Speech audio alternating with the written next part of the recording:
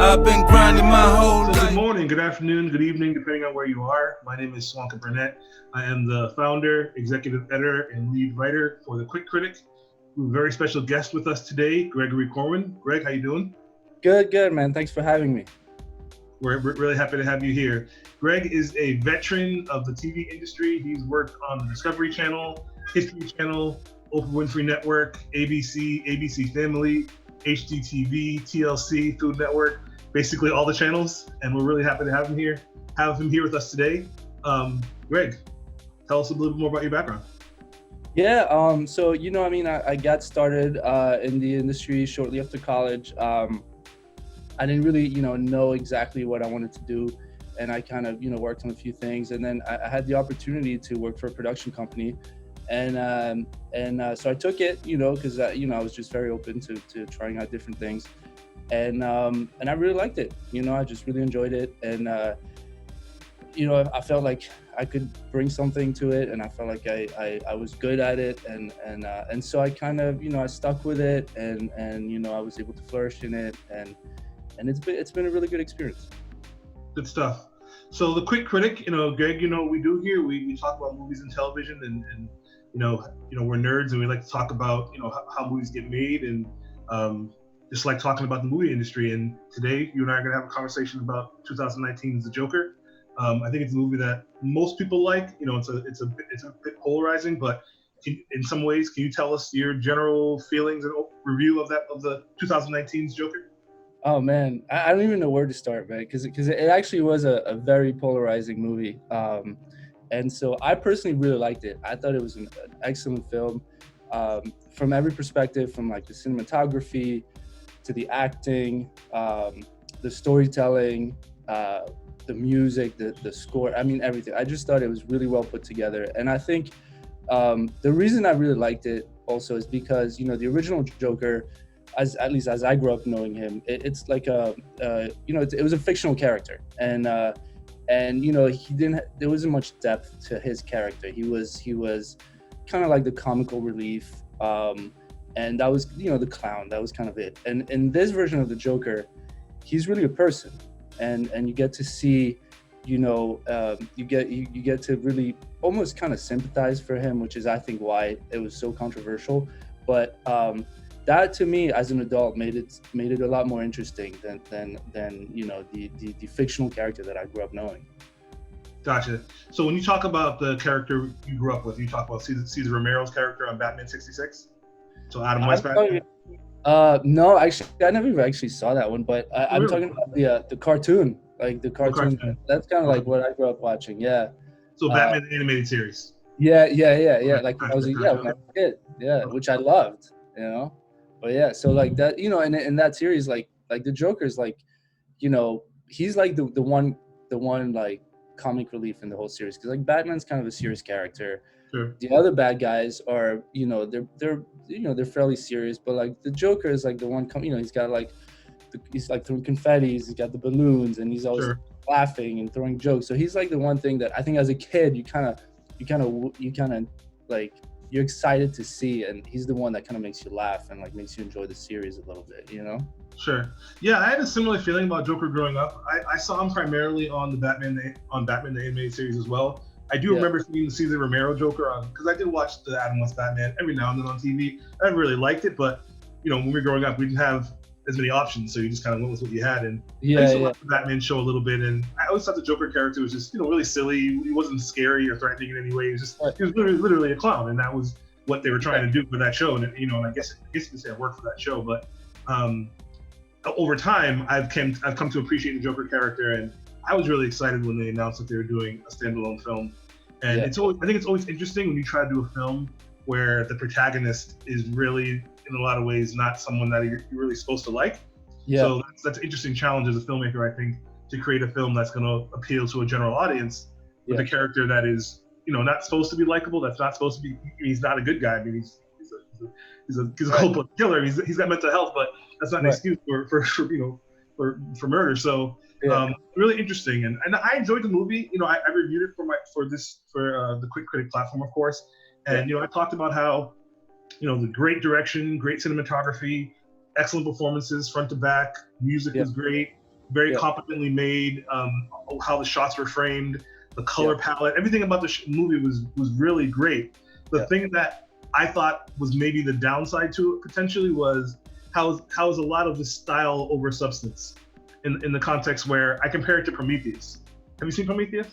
I did, but obviously it did not leave a mark. But So yeah, it's the movie in the Alien franchise. Those of you who may not be familiar with it, and it's basically well known for being for the same reasons. Great direction, great cinematography, great visual effects, just like an entertaining, exciting movie to watch. But it poses a lot of questions about the human condition and doesn't really close the loop on any of those things or really even try to.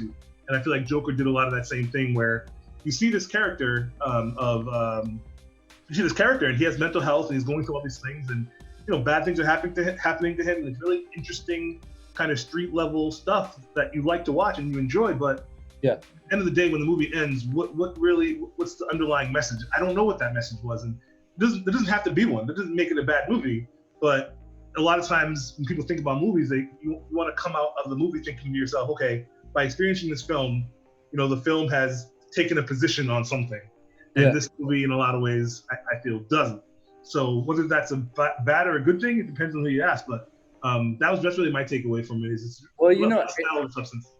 I mean, it's interesting you say that because I actually kind of got a different perspective on it. I think it did actually kind of not ignited a debate, but it kind of kept the debate going of where, like, what are we doing as a society to help people with mental issues? Because I mean, to me, the whole movie was about mental illness, and which is why I think it was such a polarizing movie, because it came out at a time where there had been some very devastating school shootings and people were just kind of fed up with constantly trying to victimize the shooters when the real victims are the people who were killed. And and I think in this case, like, we're trying to justify the reason why he became why he became the Joker, basically.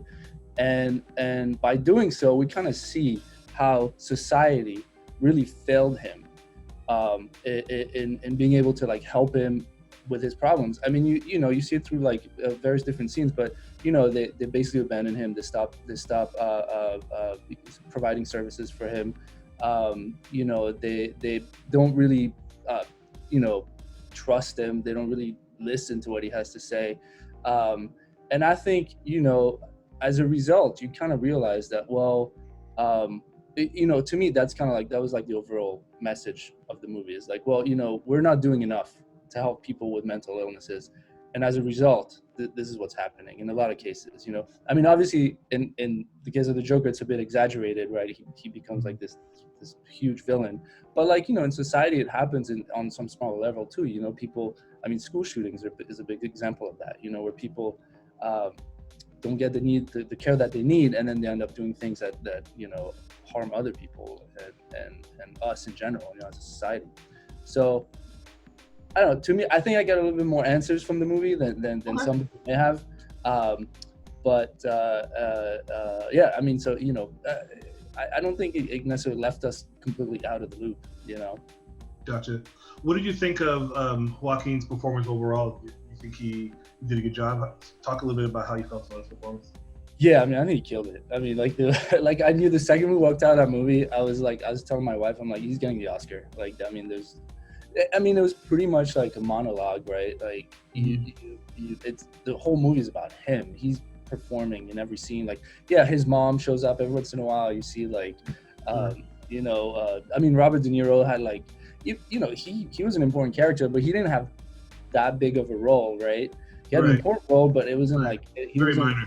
Yeah, exactly. It was all about the Joker, and, like, I mean, he killed it. There's, like, nothing to say about it. Like, he deserved that Oscar. I'm happy he got it. I knew he was gonna get it. Me too. I think it's actually really interesting and cool, just as a comic book fan and someone who has always liked the Joker, that 2 of the last 3 portrayals of him, won Oscars. You know what I mean? Like, is there another character in fiction where 2 of the last 3 times? Well, first of all, most characters don't get necessarily portrayed over and over again. But the ones that have been, can you name another where, I'm not saying you name one, I'm saying in general, like 2 of the last instances, where Oscar-winning performances. I don't know that happened. Yeah, no. I'd be curious to see if it has. You know, and I think also like Heath Ledger's performance was the reason for this movie. I mean, I think the turning point in terms of like Joker's character, like what kind of person he became, you know, changed like through Heath Ledger's performance. Like that was kind of the pivotal point, because like I said before that, you know, he was the Joker was just a silly figure that you saw. Like even, you know, Jack Nicholson's Joker, which is like pretty old, but you know, he was just another silly character. I mean, he's an amazing Joker, but that was it. There was not much depth to it. But when Heath Ledger played him, suddenly he became this like dark and interesting figure, and people started paying attention to him. And I think at that point, you know, that kind of once people got really interested in that character, that I think that is what kind of set the path for, you know, the movie The Joker that we saw in 2019. Sure. Yeah, I would agree with that. I think that also, go back and watch Batman in 1988. Jack Nicholson's Joker is pretty dark in certain aspects. He's definitely clown-like, but there's some pretty gruesome stuff that he does in that movie that I think people forget about a little bit if you haven't watched it for a while. But, but just the way the character is portrayed in that movie compared to, of course, Heath Ledger. Yeah, I mean, he's more jokey and he's dancing around and whatnot. You know, it's kind of larger than life. It's kind of like Jack Nicholson playing Jack Nicholson, but with the Joker kind of like overlaid on top. Whereas Heath Ledger just went in a total different, like that whole the whole anarchy. I mean, even like the whole like so serious, you know, he just became like really dark character. Right. Have you ever heard of the theory that the Joker in the Heath Ledger Joker was actually ex-military and he had PTSD, and that's the reason why he was so good with like rockets and guns and like hand-to-hand fighting? Have you ever heard that theory? No. It's a pretty interesting theory, and it really checks out if you really do the research on it. But yeah, no, it's just like there's a lot of signs and different things. He even mentions at one point, he says if like a group of soldiers on a truck gets blown up, nobody panics because it's all part of the plan. You know what I mean? So there's little tells like that where it's like, that might suggest that he's ex-military and he's just, you know, suffering from PTSD, and that's caused him to crack and become this crazy character. That's really interesting, man, because it kind of like fits into his new character, which is like, you know, where they're trying to humanize him. Right. You know, he's not a fictional guy anymore. He's like he's one of us, right? Just with problems. Right, and that's the great thing about Nolan's trilogy is it tries to set the films in a real world plausible scenario, right? And how would that look like if a billionaire decided to like dress up as a bat and like start beating up, you know, personages? So between Joaquin Phoenix in Joker and 2019's Joker and Heath Ledger in The Dark Knight, who are you giving the nod to as the better portrayal of the Joker? I mean, they were, you know, I think to me they were different, you know. Like Heath Ledger's to me was still, you know, as serious as they tried to make him look, like he was still kind of a fictional character. But whereas the Joker, Joaquin Phoenix's Joker, was like, I mean, there was nothing fictional about that film to me, right? Like, I mean, he was, I mean, you know, from the way I mean, from his personal history to how he becomes a Joker, like to me, there was nothing that could kind of apply to, you know, I don't want to say like any real world situation, but like almost, right? And so to me, that made it such a better performance. I think it's a lot harder. To me, it seems a bit easier to play a fictional character because you have so many more options. I mean, anything goes kind of. But when you're trying to portray like a real person, especially when you're trying to portray a fictional person and trying to make him seem human and real, like to me, there's something just so much more difficult about that. And on top of that, I mean, he was the star of the show. You know, Heath Ledger had his part, but he wasn't the main guy, right? It was like everything fell on Joaquin Phoenix's shoulders. Like that was his movie. So there was a lot more, you know, there was a lot of pressure for him in that way too. So like, I mean, for me, there's no question, man. It's Heath Ledger. Joaquin Phoenix all the way. Okay, interesting. Okay, for me, it's hard for me to pick one or the other because I feel like they're just such different Joker characterizations. So for what they were trying to accomplish, I think they both succeed. I will always have to give the nod to Heath Ledger just because something about The Dark Knight and just what he was able to capture on screen, it's just different. And I just feel like what walking out of the theater after seeing The Dark Knight and walking out of the theater after Joker, obviously they're both excellent films, but the Heath Ledger's performance as the Joker was like, it was indelible, and like you're like, wow, he did something that like nobody anticipated. Not to mention, people were really mad when he was cast. Whereas with Joaquin Phoenix, people were just kind of either indifferent, or I feel like it was positive. There wasn't a lot of people saying, "Oh, well, he's a bad choice." Whereas Heath Ledger, when he was first announced, you know, as you probably know, people were just up in arms about it, and then obviously he ends up, you know, really, you know, winning an Oscar, you know. So yeah, no, I struggle to pick one or the other, but if I had to pick one, I'm gonna go with Heath Ledger's. All right. Yeah. You know, it's funny because when I walked out of the Dark Knight, I liked it. I thought it was a great movie, but that was kind of it. When I walked out of the Joker, man, I mean, I thought about that movie for a few days. Like, I was having conversations with my wife about it. I was having conversations with my coworkers about like just everything, like society and mental illness, and you know, like it kind of left like a bigger imprint on me. Sure. Which is why I think I like it. I liked it a little bit better, and I picked Joaquin Phoenix. But yeah, I mean, yeah. Did you see Suicide Squad? Yeah. So I did. You know, it did not leave that much of a mark on me. So like, that should probably tell you how I feel about the movie. But yeah, I saw it. Not the movie itself, just Jared Leto's Joker. What'd you think? You know, I can't remember, man. Like, I was trying to think about it, and like, I can't remember. I mean, I feel like he was just kind of silly, like but yeah, to be honest with you, man, it's not like it's not I just don't remember. Gotcha. Yeah, no, I mean, Suicide Squad is not a good movie. I don't think it was terrible. I would argue. It's one of those movies that like you see the reviews on Rotten Tomatoes, it's like 10, and you're like, yeah, that's probably about right. You know, like every other movie, I'll still give it a shot. I'll be like 10%. All right, let me double check. But like this one, I was like, yeah, that's about right.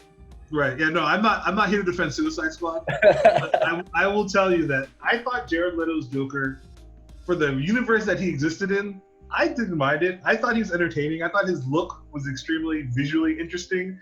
I thought Jared Leto obviously was trying, you know, which, you know, he's known for that kind of thing. So I don't get what all the hate is. I mean, I understand the movie wasn't good. They cut out a lot of his scenes. I think, I don't know what the exact number is, but something like, you know, 80% of what they filmed with the Joker and Harley Quinn never actually made it to the theatrical cut. Wow. So, or some high percentage. I don't know what it was. Half of it. I mean, I'm not surprised. Yeah, so you didn't even get to see a lot of the work that he did, and like I just thought that like the tattoos, you know, I thought it was cool. I mean, it's a comic book movie, so it's like it's not supposed to be taken terribly seriously. Yeah. And this particular universe is definitely not. It's supposed to be like the very comic book, like right off the page into the theater type of stuff. It's not trying to be realistic. So I always thought it was odd how people gave him a lot of hate for his performance, but. Not saying it was good, but I just thought it was fine, and I thought, you know, it was enjoyable. The movie could have been a lot better. So it fulfilled its purpose. It was entertaining, right? Right. Cool. All right, man. Well, I think that's really all I got, man. I really appreciate you sitting down and talking movies and comics and Joker stuff with us. Really appreciate having you as a friend of the channel, and hopefully we can have you back sometime soon. Talk about something else. Anytime, dude. Happy to be here. Good stuff. Thanks for having me. Thanks, Greg. Talk to you soon. All right, man. Later. Bye. Thanks for sticking around to the end. That's obviously a long video for us, being the Quick Critic platform. Go to thequickcritic.com for more. And of course, join the Quick community on Facebook and Instagram by searching @RealQuickCritic. One word.